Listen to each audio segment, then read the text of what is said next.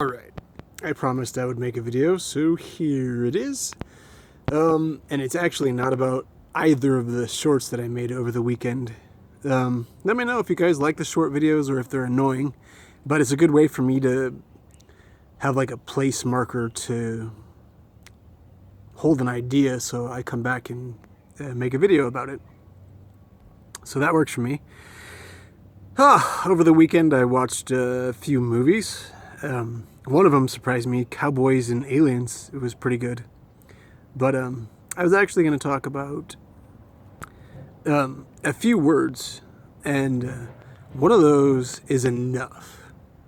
Now, there's a few ways where it could be taken in modern times, because words do change, or the use in society of them changes, so they seem to change.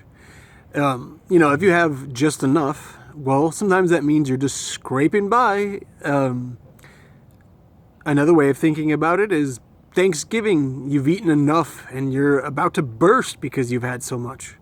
So it's almost in a sense of overabundance at that point. Like, oh, enough is enough. If I had any more, I would get sick. So in that sense, you have plenty. So you see, it could mean scraping by just by the hair on your chinny chin chin, which would be good for me.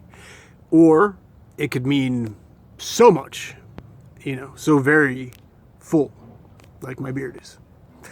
Anyways, another word is just.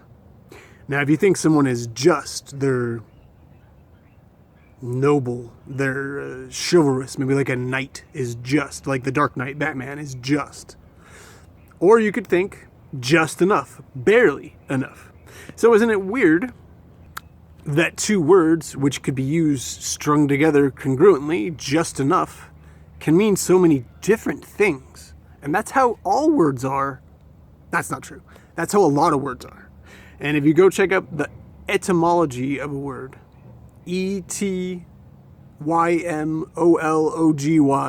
had to think about that for a second, you can strip a word down to its core and see its original meaning and the way it's really intended to be used, as opposed to how perhaps it's shifted a little bit due to something in society changing the way we use it. So it's very interesting to think how verbiage can hold true to its original purpose, yet change a little bit or be flexible a little bit depending on who's using the word. And, it's very interesting to see how old some words are. Like enough is one of the oldest words in English.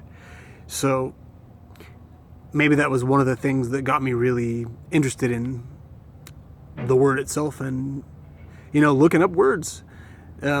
Because it can really change your understanding of a story. Just like Italians. Their Italian word for translator means the same as betrayal. Translation is a betrayal. That's why they say lost in translation, because sometimes the idea doesn't come across. Even if you just read Shakespeare. Shakespeare's got his own world, and I've talked about that where, you don't want to burst someone's bubble because that's their whole world. The difference between subjective and objective. Something that exists in your own self-world or outside in the objective world. And I actually made a lecture about this, but I'll get into it anyways. Subjective, S, self, your own world. Objective, O, outside. That's the easiest way to remember those. And those terms will come up a lot if you're into studying particular subjects. And so I thought that was the easiest way to remember the difference between them. In fact, I wrote a small article about that. But yeah, that's what I was thinking this weekend. And I was going to include a Black Sabbath quote when Ronnie James Dio was playing in the band. Too many flames and too much to burn, and life's only made of paper. Because, what is a paper? A paper's full of words that you write.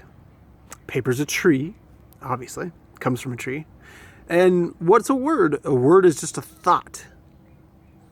You think it, Sometimes you formulate it to the best it can be, and then you put it forth either through writing or speech, or however you might convey something. A dance, you could make a dance about an idea. I'm starting to finally figure out how consciously in my poetry to put forth a slightly philosophical idea, a concept, into a story form. And it's really helping me flesh out my poetry instead of just writing what comes to me off the top of my head. Sitting there and thinking about it, changing it a little bit, thinking, oh, okay, wait, if that goes to a different line, it means something different. You convey a different idea simply by switching the lines up a little bit. Not saying that you should do that, because I have no idea. I've not read your writing. Okay? I don't know who's even listening to me right now. I'm talking to a mirror in my phone. But by doing that, I'm reaching people maybe on Mars for all we know, right? Who knows who's watching? I see you watching me. How dare you? No, I'm kidding. But, yep, that was my thoughts. And then I've got those 2 shorts that I made, which are 1-minute long videos.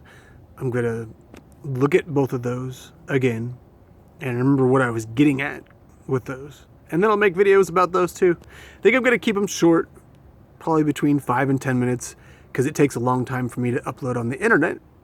But anyways, I hope you all had a great weekend, and I hope 2022, the future, is going well for you as well. So thanks for listening. Goodbye.